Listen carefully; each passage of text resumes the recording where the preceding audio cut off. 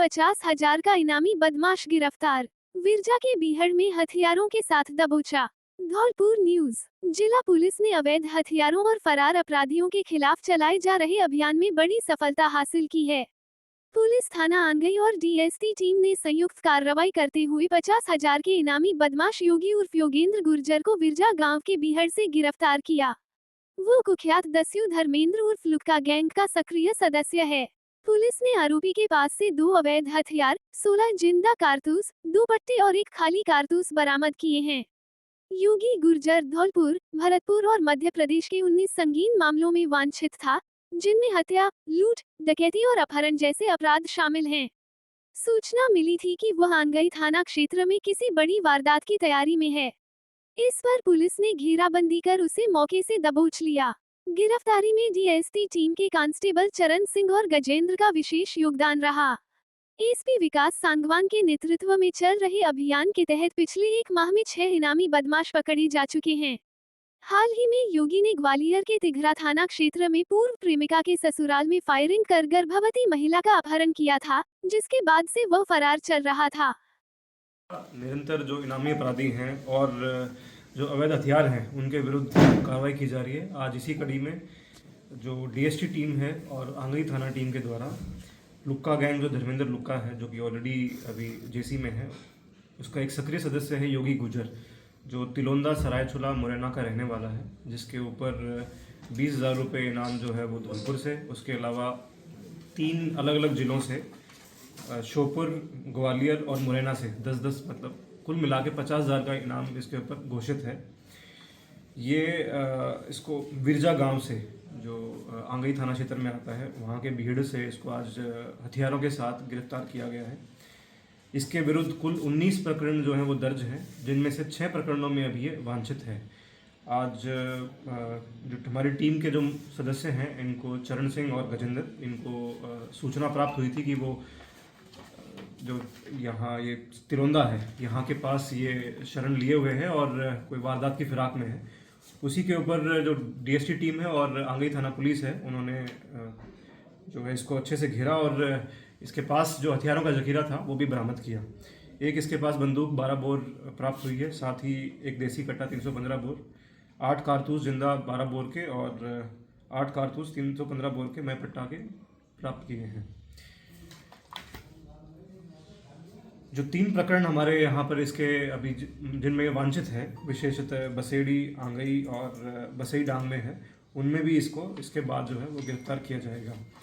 एक मुख्य प्रकरण जिसमें अक्टूबर में ग्वालियर में इसने एक पूर्व प्रेमिका उसको अपहरण कर लिया था और उसके बाद नवंबर माह में ग्वालियर पुलिस के साथ इसकी मुठभेड़ भी हुई थी, जिसमें काफ़ी गोलीबारी है वो भी हुई थी।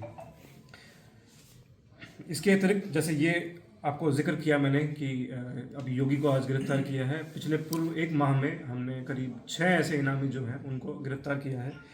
भूपा ठाकुर जो 25,000 का इनामी था देवली थाना से। इसके अतिरिक्त उपेंद्र गुर्जर 10,000 रुपये का इनामी था, इसको कोतवाली थाना ने गिरफ्तार किया। 15,000 का इनामी आरब था, इसको गिरफ्तार किया। राधे गुर्जर जो है, इसको सोने का गुर्जा पुलिस ने जो है उसको टीम ने गिरफ्तार किया। ज्वाला जो कि हार्डकोर भी था और उसको गिरफ्तार किया, 25,000 का इनामी था। और छठा जो योगी है, इसको आज गिरफ्तार किया है। बसेड़ी में जमीन विवाद पर फायरिंग, 2 पक्षों में मारपीट व पथराव, युवक के पैर में लगी गोली, वीडियो वायरल। बसेड़ी न्यूज। जिले के बसेड़ी थाना क्षेत्र के हरजूपुरा गांव में जमीन विवाद को लेकर रविवार सुबह 2 पक्षों में जोरदार झड़प और फायरिंग हो गई। लाठी डंडों से मारपीट और पथराव के बीच चली गोलियों में विपिन नामक युवक के पैर में गोली लग गई। घटना का वीडियो भी सामने आया है, जिसमें कुछ लोग हथियार लहराते और फायरिंग करते दिख रहे हैं। घायल के भाई हरेंद्र ठाकुर के अनुसार पड़ोसियों से लंबे समय से जमीन को लेकर विवाद चल रहा है। प्रशासन ने पुलिस की मौजूदगी में पैमाइश कराई थी, लेकिन आरोपी पक्ष फैसला मानने को तैयार नहीं है। 3 दिन पहले बसेड़ी के गांधी तिराहे पर भी दोनों पक्षों में झगड़ा और फायरिंग हुई थी, जिसकी रिपोर्ट थाने में दर्ज कराई गई थी। हरेंद्र ने बताया कि रविवार सुबह करीब 9 बजे आसाराम, सोनू, पवन, मीनू, विनोद सहित 1 दर्जन से अधिक लोग खेत पर पहुंचे और पथराव के साथ 20-25 राउंड फायरिंग कर दी। इसी दौरान विपिन के पैर में गोली लग गई। घटना की सूचना पर एडिशनल एसपी कमल कुमार जांगीर ने बसेड़ी एसएचओ को तत्काल कार्रवाई के निर्देश दिए। पुलिस ने मौके पर पहुंचकर स्थिति नियंत्रित की और आरोपियों की तलाश शुरू कर दी है। एहतियातन गांव में पुलिस जाब्ता तैनात कर दिया गया है। डॉक्टर विवेक अग्रवाल ने बताया कि घायल विपिन को प्राथमिक उपचार के बाद जिला अस्पताल धौलपुर रेफर किया गया है। पहले दिनेश पप्पू भूरा ये सब घेर लेते उन्होंने पवन ने 3 दिन पहले भी फायरिंग की थी। इसकी सूचना पुलिस थाने बसेड़ी में हमने दी। पुलिस कह रही थी कि जांच कर रहे हैं। पुलिस ने अभी तक कोई जांच नहीं की उसमें। तो फिर आज सुबह ही अपनी पवन आसाराम वगैरह ने अपनी टीम के साथ पूरी के साथ हथियारों से लैस हो गए और मतलब फायर घर पर धावा बोल दिया, फायर कर दिया, जिसमें विपिन के पैर में गोली लगी है और जिसके सारे सबूत और वीडियो भी हमारे पास है। विपिन पिताजी का नाम तरसी जाति ठाकुर, कहाँ के निवासी हो? जीपुरा। पुलिस आई थी मौके पर? पुलिस पहुंच गई होगी साथ, हम तो पता नहीं लेकर नहीं भैया आए। आप कौन लगते हो? मैं इसका भाई लगता हूँ। क्या नाम है आपका? हरेंद्र। जेईएन और एईएन ने किया माइनरों का निरीक्षण। किसानों ने सीपेज की समस्या से कराया अवगत। सैंपो 5 दिसंबर। दैनिक नवज्योति के 5 दिसंबर के अंक में प्रकाशित, पार्वती बांध से 9 दिसंबर को सिंचाई के लिए पानी छोड़ा जाएगा, टूटी पड़ी माइनरों से किसानों को सता रही सीपेज की समस्या, शीर्षक समाचार का प्रभाव विभागीय स्तर पर तुरंत दिखाई दिया। खबर प्रकाशित होने के बाद सिंचाई विभाग के अधिकारी मौके पर पहुंचे और माइनरों का निरीक्षण किया। सहायक अभियंता खजान सिंह तथा कनिष्ठ अभियंता नीलम मिश्रा ने क्षतिग्रस्त माइनरों की स्थिति का जायजा लिया। निरीक्षण के दौरान किसानों ने विभागीय अधिकारियों के सामने सीपेज की समस्या रखते हुए चिंता व्यक्त की। किसानों ने बताया कि माइनरों की टूट-फूट और सीपेज के कारण सिंचाई प्रभावित हो रही है, जिससे आगामी राबी फसल पर असर पड़ सकता है।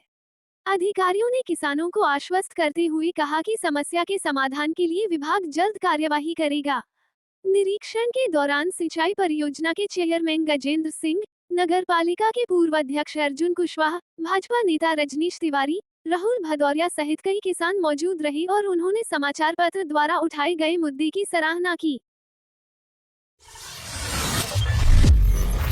श्रीमद् भागवत कथा के समापन पर बामनी नदी आश्रम में विशाल भंडारा। परम पूज्य संत पुरुषोत्तम दास महाराज की 20वीं पुण्यतिथि पर आयोजित हुआ धार्मिक कार्यक्रम। बामनी नदी आश्रम पर जिले भर के हर वर्ग के श्रद्धालुओं ने पाई प्रसादी। बड़ी न्यूज। बामनी नदी आश्रम में रविवार को आयोजित श्रीमद् भागवत कथा के समापन अवसर पर विशाल भंडारे का आयोजन किया गया। भंडारे में बड़ी संख्या में श्रद्धालुओं ने पहुंचकर प्रसादी ग्रहण की। आश्रम परिसर में दिन भर भक्तों का तांता लगा रहा। ये धार्मिक आयोजन परम पूज्य संत पुरुषोत्तम दास महाराज की 20वीं पुण्यतिथि पर रखा गया था। कथा के दौरान श्रद्धालुओं ने भजन कीर्तन के साथ धर्म कथा का आनंद लिया। समापन पर रामदरबार बामनी नदी आश्रम में भंडारा निरंतर जारी रहा, जिसमें शहर सहित जिले भर के विभिन्न वर्गों से आए भक्तों ने भाग लिया और प्रसाद ग्रहण किया। कृष्णा कॉलोनी फायरिंग पथराव मामला, 11 दिन बाद भी आरोपी फरार। पीड़ित ने पुलिस पर कार्रवाई नहीं करने का आरोप, एसडीएम को सौंपा ज्ञापन। बड़ी न्यूज। कृष्णा कॉलोनी में 26 नवंबर की शाम बच्चों के खेल के दौरान शुरू हुआ मामूली विवाद हिंसक रूप लेता गया। पीड़ित पक्ष के अनुसार आरोपियों ने उनके घर पर पथराव करते हुए फायरिंग भी की। सूचना पर कोतवाली पुलिस मौके पर पहुंची और स्थिति शांत कराई। पीड़ित द्वारा दर्ज कराई गई रिपोर्ट के बावजूद घटना को 11 दिन बीतने के बाद भी किसी आरोपी की गिरफ्तारी नहीं हो पाई है। पीड़ित सौरभ सिंह का कहना है कि पुलिस ने न तो किसी आरोपी को पकड़ा है और न ही फायरिंग में उपयोग हुए हथियार बरामद किए हैं।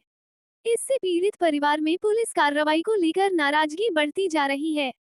पुलिस की धीमी कार्रवाई से परेशान पीड़ित पक्ष ने एसडीएम भगवत शरण त्यागी को ज्ञापन सौंपकर तत्काल हस्तक्षेप की मांग की।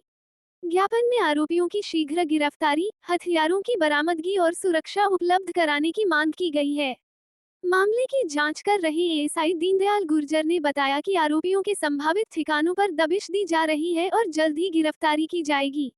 सौरभ सिंह के अनुसार आरोपी सुरेश पुत्र मास्टर ने पहले बच्चों के साथ मारपीट की थी।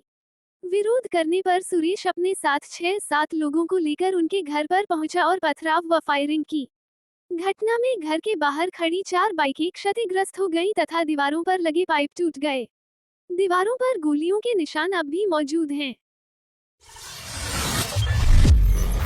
धौलपुर मेडिकल कॉलेज में देहदान जागरूकता अभियान। धौलपुर न्यूज। राजकीय मेडिकल कॉलेज धौलपुर के एनेटमी विभागाध्यक्ष डॉक्टर संतोष गुप्ता ने आमजन से देहदान करने की अपील की है। उन्होंने कहा कि एमबीबीएस प्रथम वर्ष के छात्रों को मानव शरीर की संरचना समझने के लिए कैडर की आवश्यकता होती है, इसलिए चिकित्सा शिक्षा के लिए देहदान अत्यंत जरूरी है। डॉक्टर गुप्ता ने बताया कि देहदान की प्रक्रिया सरल है, जिसमें एक फॉर्म के साथ परिजनों की सहमति और एक गवाह आवश्यक होता है। कॉलेज में शवों को सुरक्षित रखने के लिए डीप फ्रीजर, कैडर टैंक और एम्बाल्मिंग की सुविधा उपलब्ध है। उन्होंने कहा कि एक देहदान से लगभग 10 डॉक्टरों का भविष्य संवरता है। मेडिकल कॉलेज के प्रिंसिपल डॉक्टर दीपक दुबे ने भी कैडर की कमी को दूर करने के लिए देहदान अभियान से अधिक लोगों को जुड़ने की अपील की। सरमथुरा पुलिस की पैदल गश्त, सुरक्षा व्यवस्था कड़ी। धौलपुर न्यूज। एसपी विकास सांगवान के निर्देश पर जिले भर में कानून व्यवस्था मजबूत करने के लिए अभियान चलाया जा रहा है। इसी क्रम में सरमथुरा थाना प्रभारी हरेंद्र कुमार ने शनिवार को पुलिस बल के साथ कस्बे के मुख्य बाजारों और भीड़ भाड़ वाले क्षेत्रों में पैदल गश्त की। पुलिस टीम ने पुराना बस स्टैंड, अग्रवाल धर्मशाला, फोंडाका चौक, पीएनबी बैंक मार्ग, हॉस्पिटल रोड और बाड़ी बस स्टैंड सहित प्रमुख स्थानों पर स्थिति का जायजा लिया। थाना प्रभारी ने बताया कि बैंकों और एटीएम के आसपास अनावश्यक रूप से घूमने वालों और संदिग्ध गतिविधियों पर कड़ी नजर रखी जा रही है। उन्होंने आमजन से शांति बनाए रखने और किसी भी संदिग्ध गतिविधि की सूचना तत्काल पुलिस को देने की अपील की। गश्त के दौरान लाखन सिंह, जलबीर सिंह, रफीकुद्दीन, सुरेंद्र समेत पुलिस के कई जवान मौजूद रहे। सोच बदलो गांव बदलो टीम द्वारा शिक्षा पाओ ज्ञान बढ़ाओ प्रतियोगिता सफलतापूर्वक संपन्न। बड़ी न्यूज। सोच बदलो गांव बदलो टीम की पहल पर धौलपुर, अलवर और करौली जिलों में शिक्षा पाओ ज्ञान बढ़ाओ प्रतियोगिता का सफल आयोजन किया गया। जिले भर में 30 स्किल स्तरों पर आयोजित परीक्षा में ग्रामीण क्षेत्रों के 4000 से अधिक छात्रों ने उत्साहपूर्वक भाग लिया। आयोजन को सफल बनाने में 100 से अधिक एरिया कोऑर्डिनेटर्स, स्किल कोऑर्डिनेटर्स व वीक्षकगण ने महत्वपूर्ण भूमिका निभाई। प्रतियोगिता का उद्देश्य ग्रामीण बच्चों में शिक्षा के प्रति जागरूकता बढ़ाना और प्रतिभा को निखारना है। संस्था के संस्थापक डॉक्टर सत्यपाल सिंह मीना ने कई परीक्षा केंद्रों का निरीक्षण कर बताया कि यह प्रतियोगिता ग्रामीण विद्यार्थियों को मार्गदर्शन देने और उन्हें मुख्यधारा से जोड़ने की दिशा में महत्वपूर्ण प्रयास है। उत्कृष्ट प्रदर्शन करने वाले विद्यार्थियों को सम्मानित किया जाएगा और टीम द्वारा उनका सतत मार्गदर्शन भी किया जाएगा। विद्यालयों के प्रमुखों, शिक्षकों और ग्रामीण जनों का सहयोग आयोजन में उल्लेखनीय रहा।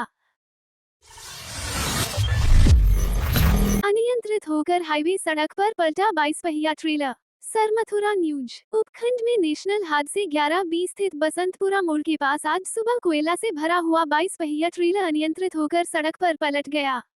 हादसे में ट्रेलर चालक एवं खलासी को हल्की चोटें आई हैं। घटना के बाद भारी संख्या में ग्रामीणों की भीड़ भी मौके पर जमा हो गई है। जानकारी के अनुसार ट्रेलर चालक ट्रेलर में कोयला लेकर गुजरात से मध्य प्रदेश मुरैना जा रहा था, तभी सरमथुरा उपखंड में बसंतपुरा मोड़ के पास ट्रेलर अचानक अनियंत्रित होकर पलट गया। हादसे की सूचना पर सरमथुरा थाना पुलिस मौके पर पहुंच गई एवं पुलिस मामले की जांच में जुट गई है।